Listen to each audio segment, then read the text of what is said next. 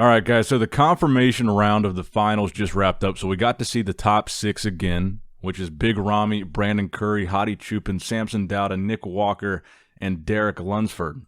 Now, if you weren't confused before about who's going to place where or who's going to win, I bet you're even more confused now, because I think this is one of the toughest Olympias, I think, to ever predict what's going to happen here, because for the first time during any of these comparison rounds, they finally did move Ramy. So he started out on the end, just like he was the entirety of prejudging. Keep in mind, they didn't move Ramy once at prejudging. They didn't move him pretty much most of this night show, and the first time they moved him to the other end. So he was on the end both times.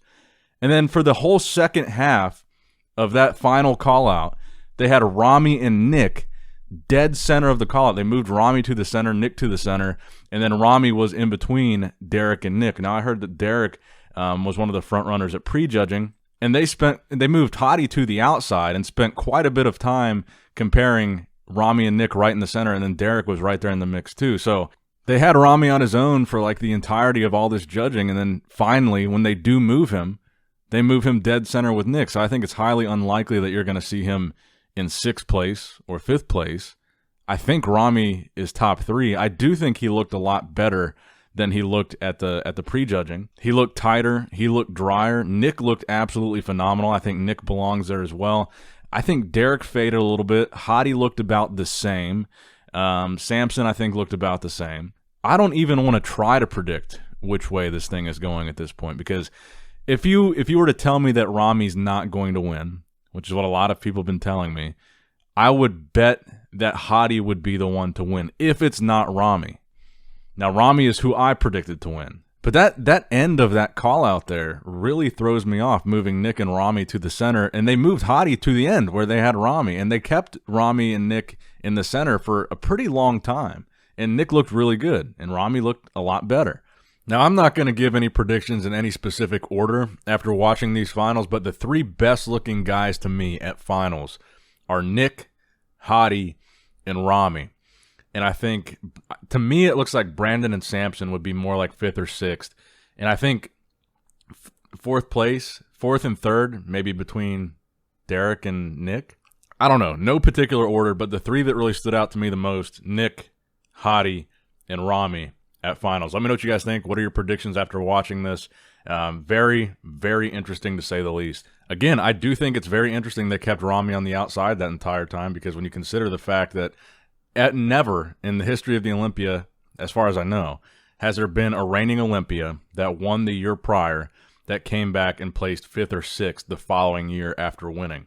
So for him to be so outside and decisively in 6th, well, they wouldn't even move him. They're like, yep, he's bad. He's 6th. We're not even going to move him from that 6th place outer position.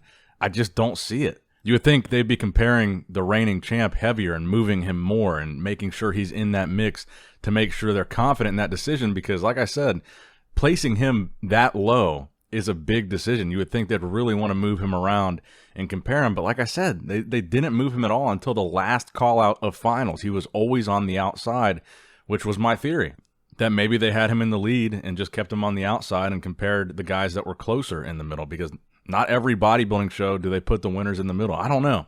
This is a confusing one, man. This is a tough one, and these comparisons definitely threw a wrench into a lot of people's predictions. Let me know what you guys think in the comments down below. Make sure you like and subscribe for more Olympia coverage. And as always, my Olympia coverage this year was brought to you by the Arnold Sports Festival, the world's #1 health and fitness sports expo. To celebrate the 35th annual Arnold Classic, they're running a limited time pay-per-view sale. Enjoy all the weekend's nonstop action for just $35. Don't miss out. Purchase yours today before the sale is over. Head on over to arnoldsports.com and check it out. Nick Strength and Power, signing out. I think that every bodybuilder has something unique. If it is the pose off, or if it is a certain pose that really closes the deal. I think the action is a lot of it in a combination of symmetry, of size, muscle separation, definition, and the performance, so that you can show off this quality that you have. Because they have a lot. All right, guys, don't forget to click that like button and subscribe to this channel if you enjoy the content. Also, check out my Instagram at NickStrengthPower. My Facebook page, which is simply Nick Strength and Power. My secondary YouTube channel, Nick Strength and Vlogs, for vlogs and bonus content that you will not see on this channel. And consider subscribing to my third YouTube channel, Nick Strength and Pokemon, which is all things Pokemon and trading card games, completely unrelated to this channel. So if you're into that, give that one a look. And all links to merchandise and social media will be in the description box below. If you guys want a Nick Strength and Power t-shirt, that will be in the Shopify link below. Have a great day.